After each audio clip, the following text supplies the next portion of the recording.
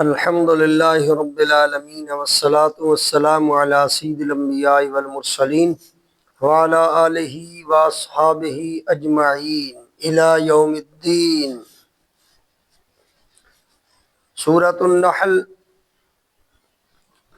آیت نمبر 121 سے 120، آیت نمبر 120 سے لے کر 128 تک، یعنی رکوع کے مکمل ہونے تک آج ہم ترجمہ تفسیر سمجھیں گے۔ اعوذ باللہ من الشیطان الرجیم، بسم اللہ الرحمن الرحیم۔ ان ابراہیم کان امۃ قانتا للہ حنیفا، بے شک ابراہیم علیہ السلام ایک امت تھے، قانتا للہ حنیفا، اور اللہ تعالیٰ کے اطاعت گزار اور برائی سے، باطل سے بچنے والے تھے۔ وَلَمْ يَكُنْ مِنَ الْمُشْرِكِينَ، ابراہیم علیہ السلام مشرکین میں سے نہیں تھے۔ بنی اسرائیل یا لوگ حضرت ابراہیم علیہ السلام کے ساتھ اپنے آپ کو جوڑ رہے تھے، اور نبی پاک صلی اللہ علیہ وسلم کو یہ باور کرا رہے تھے کہ ہمارا دین حضرت ابراہیم علیہ السلام جیسا ہے۔ تو اللہ تعالیٰ نے فرمایا ابراہیم علیہ السلام بظاہر ایک شخصیت تھی، لیکن وہ تو پوری امت تھے، یعنی پوری امت کے اندر ابراہیم علیہ السلام جیسا اللہ کا اطاعت گزار بندہ نہیں تھا۔ پوری امت کی اطاعت ایک طرف اور ابراہیم علیہ السلام کی اطاعت ایک طرف، تو تم ابراہیم علیہ السلام کے ساتھ اپنے آپ کو جوڑتے ہو، وہ تو پوری امت تھے، پوری امت کے نمائندہ تھے اپنی کے، اور اللہ کے انتہا سے زیادہ وہ اطاعت گزار تھے اور باطل سے بچنے والے تھے۔ تم تو شرک کرتے ہو نا، کوئی بچڑے کو خدا بنائے بیٹھا ہے، کوئی عیسیٰ علیہ السلام کو خدا کا بیٹا اور حضرت مریم کو خدا کی بیوی بنائے بیٹھا ہے۔ وَلَمْ يَكُنْ مِنَ الْمُشْرِكِينَ، ابراہیم علیہ السلام مشرک نہیں تھے، وہ شرک سے پاک تھے۔ تو ابراہیم علیہ السلام کا چاہنے والا کون ہوگا؟ جو اللہ کا اطاعت گزار ہو اور شرک سے پاک ہو۔ جو شرک سے پاک نہیں، اپنے آپ کو ہرگز ابراہیم علیہ السلام کے ساتھ نہیں جوڑ سکتا۔ آگے فرمایا ابراہیم علیہ السلام کی عظمت کو بیان کیا جا رہا ہے۔ شاکرا لانعمہ، وہ اللہ تعالیٰ کی نعمتوں کا شکر کرنے والے تھے۔ نعمت ان کی جمع انعم، وہ اللہ کی نعمتوں کا شکر ادا کرنے والے تھے۔ اجتباہ، اللہ نے ان کو چنا، منتخب کیا۔ وہداہ الی صراط مستقیم، اور اللہ تعالیٰ نے ان کو سیدھے راستے کی ہدایت دے رکھی تھی۔ اللہ کا جو نبی، اللہ کے جتنے بھی انبیاء کرام علیہ السلام آ گئے ہیں، آ چکے ہیں، تو پہلے دن سے ہی اللہ تعالیٰ نے ان کو شرک سے، بدکاری سے، فضول گوئی سے پاک رکھا۔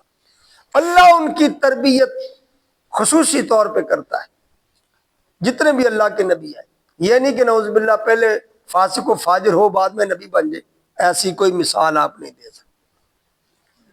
آگے فرمایا وَآتَيْنَاهُ فِي الدُّنْيَا حَسَنَةً، اللہ فرماتا ہے ہم نے ان کو دنیا کے اندر بھی حسنہ یعنی اچھائی عطا فرمائی، اور وَإِنَّهُ فِي الْآخِرَةِ لَمِنَ الصَّالِحِينَ، اور آخرت کے اندر بھی وہ اللہ کے نیک بندوں میں سے ہوں گے، صالحین میں سے ہوں گے۔ ابراہیم علیہ السلام کی بات کرتے ہو، ہاں جی، ابراہیم علیہ السلام تو بڑی اعلیٰ کوالٹیز کے مالک تھے، اور ہم نے ان کی دنیا بھی بہتر فرمائی، اور دنیا کی بہتری کی وجہ سے وہ آخرت کے اندر بھی صالحین میں سے اٹھیں گے۔ وہ مفسدین میں سے یا مفسقین میں سے یا فاسقین میں سے یا کاذبین میں سے وہ نہیں اٹھیں گے، وہ تو صالحین میں سے اٹھیں گے۔ ثم اوحینا الیک ان اتبع ملت ابراہیم حنیفا، اللہ فرمایا ثم پھر، اوحینا ہم نے وحی فرمائی۔ لوگ وحی کہتے ہیں، وحی لفظ غلط ہے، لفظ ہوتا ہے وحی۔ کیا لفظ آتا ہے بولیے؟ وحی وہی نہیں ہوتا. ثم پھر اوحینا ہم نے وحی فرمائی الیکا آپ کی طرف کیا ان اتبع ملت ابراہیم حنیفہ کہ آپ ابراہیم علیہ السلام کی پیروی کریں ان کی ملت کے مطابق عمل کریں. حضور کو فرمایا کہ آپ کن کی پیروی کریں؟ ابراہیم علیہ السلام کی. ابراہیم علیہ السلام کتنی عظمت والی شخصیت ہے. حضور کے دادا پردادا ہیں ابراہیم علیہ السلام، حضور کے جد امجد ہیں، اور کئی نبی ابراہیم علیہ السلام کی نسل پاک میں سے اللہ نے پیدا فرمائے. تو اللہ فرماتا ہے ابراہیم علیہ السلام کی یہ صالحیت، ان کا یہ شاکر لانعمہ اور ان کی دیگر عظمتوں کو پیش نظر رکھتے ہوئے ہم نے تو آخری نبی جو افضل اعلیٰ نبی ہے سب نبیوں میں سے، ہم نے ان کو کہہ دیا کہ ابراہیم علیہ السلام کی ملت کی پیروی کریں. وما کان من المشرکین، اور مشرکین میں سے نہ ہو جائے. ابراہیم علیہ السلام کی حضور نے کیا پیروی کی؟ حضور نے ابراہیم علیہ السلام کی کیا پیروی کی؟ کئی ابراہیم علیہ السلام کی شریعت کے احکام تھے جن کو حضور نے اپنی شریعت کا حصہ بنا دیا. اس کو کہتے ہیں ملت ابراہیم. آپ سے اگر کوئی سوال کرے، آج کے مسلمان سے اگر سوال کیا جائے کہ آپ کی ملت کیا ہے، تو آپ کہیں گے ہماری ملت ابراہیم علیہ السلام والی. وہ اس کا کیا مطلب ہے؟ اس کا مطلب یہ ہے کہ ابراہیم علیہ السلام کے دین کے کئی احکام تھے، ان کو حضور نے اپنے دین کا حصہ بنا دیا. مثال کے طور پہ مونچھیں پست کرنا، یہ ابراہیم علیہ السلام کے دین کی بات ہے، حضور نے اپنے دین کی بات بنا لی. داڑیاں بڑھانا، یہ ابراہیم علیہ السلام کے دین کی بات ہے جن کو حضور نے اپنے دین میں شامل کیا. اسی طرح بغلیں صاف کرنا اور زیر ناف صفائی کرنا، ختنہ کرنا، ناخن تراشنا، اس کے علاوہ قربانیاں کرنا، یہ سارے ابراہیم علیہ السلام کی شریعت کے احکام تھے جن کی حضور نے قرآن کے اس حکم کے مطابق پیروی کی اور حضور نے ان کو اپنی شریعت کا حصہ بنا. تو ہم کہتے ہیں ہم ملت ابراہیمی پر ہیں. ہم کس پر ہیں؟ ایک شعر ہے، بندہ پروردگارم امت احمد نبی، اللہ کا بندہ حضور کا امتی، دوست دارے چار یارم، چاروں یاروں کا یار ہوں، چاروں یاروں کا دوست ہوں، ان کا ماننے والا ہوں. دوست دارے چار یارم، تابع اولاد علی، مولا علی پاک کی اولاد کا تابع فرمان ہوں. مذہب حنفیہ دارم، اور میرا فقی مذہب حنفی ہے. ملت حضرت خلیل، ملت، اس پوائنٹ پر آپ کو لانا چاہتا ہوں، ملت حضرت خلیل، حضرت ابراہیم خلیل اللہ علیہ السلام کی ملت پر ہوں. خاک پائے غوث اعظم زیر سایہ ہر ولی، غوث پاک کا میں مرید ہوں، چاہنے والا ہوں، خاک پا ہوں، ان کے زیر سایہ اللہ کے سارے ولی.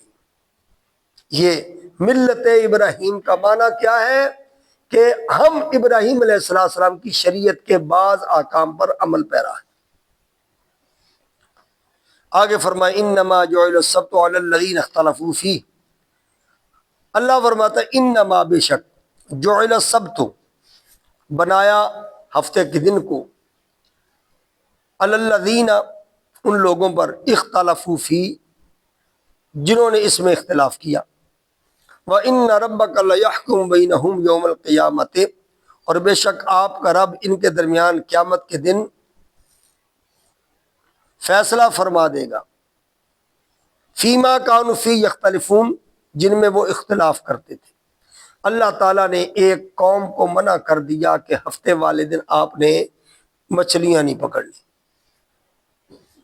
ہفتے والے دن مچھلیاں نہیں پکڑنی، لیکن انہوں نے وہ ہفتے والے دن کی کا جو اللہ نے حکم دیا اس حکم کو نہیں مانا، اور اس کے اندر تعویلات کر کے نہ جی ہفتے والے دن بھی مچھلیاں پکڑنا شروع کر دی، اور اختلاف بھی کیا اس قوم نے. اللہ تعالیٰ فرماتا ہے قیامت والے دن جن جن کاموں میں تم اختلاف کرتے ہو نا آج، وہ اختلاف اللہ قیامت والے دن ختم فرما دے گا. پتہ چل جائے گا کہ حضرت عیسیٰ علیہ السلام اللہ کے بندے ہیں یا اللہ کے بیٹے ہیں. اسی طرح حضرت عزیر علیہ السلام کو لوگوں نے ابن اللہ کہا، یہ بھی قیامت والے دن فیصلہ ہو جائے گا کہ عزیر جب اپنی زبان سے کہیں گے یا اللہ میں تو تیرا بندہ ہوں، عیسیٰ علیہ السلام خود اپنی زبان سے کہیں گے یا اللہ تیرا بندہ ہوں، میں نے تو ان کو یہ تعلیم دی نہیں، یہ تو فضول بول رہے ہیں۔ تو یہ قیامت والے دن اتے عملہ دے ہونے نے نبھیڑے کسے نہیں تیری بات پوچھنی۔ ہاں جی، آگے فرمایا ادعو الی سبیل ربک بالحکمت والموعظۃ الحسنہ۔ یہ آیت مبارکہ تبلیغ کرنے والوں کے لیے مشعل راہ ہے۔ کیا ہے بولیے؟ مشعل راہ کیا ہوتا ہے؟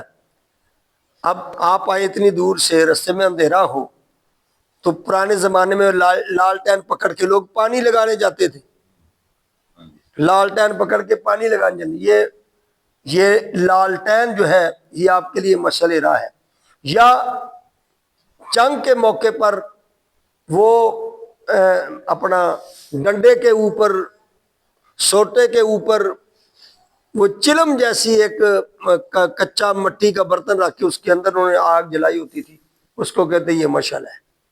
ٹھیک ہے، تو یہ آیت مبارکہ ایک مبلغ کے لیے، ایک عالم کے لیے، ایک واعظ کے لیے مشعل راہ ہے کہ تبلیغ کرنی کیسے ہے۔ اس آیت مبارکہ میں حضور کے ذریعے اللہ نے پورے مبلغین کو تبلیغ کرنے کا انداز سکھا دیا۔ فرمایا ادعو الی سبیل ربک بالحکمہ، ادعو بلاؤ، الی سبیل ربک اپنے رب کے رستے کی طرف، کس طرح؟ بالحکمت، حکمت کے ساتھ، والموعظۃ الحسنۃ اور اچھی نصیحت کے ساتھ، وجادلہم باللتی ہی احسن اور اچھے طریقے کے ساتھ ان پر حجت قائم کیجیے۔ ان ربک هو اعلم بمن ضل عن سبیلہ وهو اعلم بالمہتدین، آپ کا رب ان کو بہت جاننے والا ہے جو اس کے راستہ سے بھٹک گئے، اور وہ ہدایت پانے والوں کو بھی خوب جاننے والا ہے۔ اس آیت مبارکہ میں اللہ تعالیٰ نبی پاک کو فرما رہا ہے کہ لوگوں کو اللہ کے رستے کی طرف حکمت کے ساتھ، اچھی واز کے ساتھ بلائیں، اور اگر آپ کا پالا پڑ جائے کافر کے ساتھ، آپ کے دین کے منکر کے ساتھ، تو فضول گوئی نہیں کرنی، تو ترا نہیں کرنی، یاوا گوئی نہیں کرنی، بلکہ کیا؟ وجادلہم باللتی ہی احسن، احسن طریقے سے اچھی دلیل کے ساتھ ان کا منہ بند کرو۔ گالی گلوچ کیا بات ہوئی؟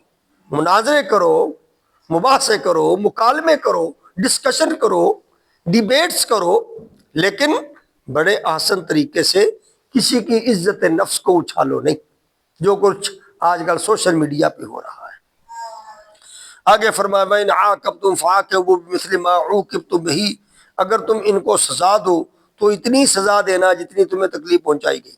اسلام کے اندر اگر آپ کو کوئی تکلیف دیتا ہے نا، آپ بدلے میں اتنی ہی تکلیف دے سکتے ہیں، اس سے زیادہ نہیں دے سکتے۔ وَلَئِنْ صَبَرْتُمْ لَهُمْ خَيْرٌ لِّلصَّابِرِينَ، اگر تم صبر کرو تو بے شک صبر کرنے والوں کے لیے صبر بہت اچھی چیز ہے۔ وَاصْبِرْ وَمَا صَبْرُكَ إِلَّا بِاللَّهِ وَلَا تَحْزَنْ عَلَيْهِمْ، اللہ فرماتا ہے صبر کرے، وَمَا صَبْرُكَ إِلَّا بِاللَّهِ، اور آپ کا جو صبر ہے وہ اللہ تعالیٰ کے عطا کرنے سے، وَلَا تَحْزَنْ عَلَيْهِمْ، اور ان پر غم نہ کریں، وَلَا تَكُ فِي ضَيْقٍ مِّمَّا يَمْكُرُونَ، اور نہ ہی ان کی سازشوں کی وجہ سے دل کو تنگ کریں۔ اللہ تعالیٰ فرماتا ہے محبوب جب آپ نے واعظ کرنی ہے، نصیحت کرنی ہے، واعظ کو، مبلغ کو، عالم کو بہت زیادہ صابر شاکر ہونا چاہیے، اس کا ضبط کمال درجے کا ہونا چاہیے۔ آگے فرمایا ان اللہ مع الذین اتقوا والذین هم محسنون، آیت نمبر 128 سورۃ النحل، رکوع مکمل ہوا۔ اللہ تعالیٰ فرماتا ہے بے شک اللہ ڈرنے والوں کے ساتھ ہے، اور ان لوگوں کے ساتھ ہے جو نیک کام کرنے والے ہیں۔ جو اللہ سے صرف ڈرتے ہیں اللہ ان کے ساتھ ہے، جو دنیا سے ڈرتے ہیں اللہ ان کے ساتھ نہیں ہے۔ تو ان آیات بینات کو پیش نظر رکھ کے علماء فرماتے ہیں بے صبرے کے ساتھ ساری دنیا کیوں نہ ہو، اللہ ان کے ساتھ نہیں ہوتا۔ بے صبرے کے ساتھ ساری دنیا کیوں نہ ہو، اللہ اس کے ساتھ نہیں ہوتا، اور صبر کرنے والے کے ساتھ کوئی بھی نہ ہو، اس کے ساتھ اللہ ہوتا۔ اللہ تعالیٰ عمل کی توفیق عطا فرمائے۔ وآخر دعوانا الحمد